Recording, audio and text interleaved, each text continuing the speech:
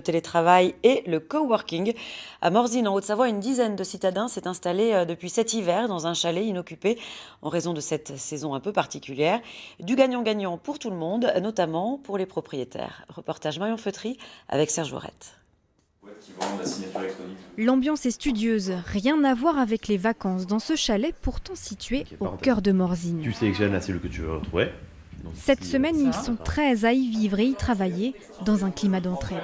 c'est juste partagé sur un logiciel que j'utilise beaucoup qui est Excel, par exemple.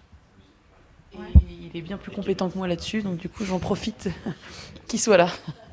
Terminé le télétravail, seuls chez eux à Paris, Lyon ou Annecy. Cet hiver, ils expérimentent un nouveau modèle de coworking.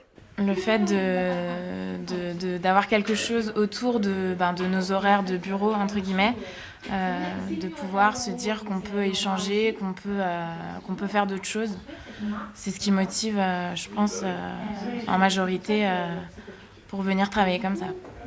En station, mais aussi à la campagne ou en bord de mer, Nils Roland, l'initiateur du projet, voulait proposer bien plus qu'un espace de travail partagé.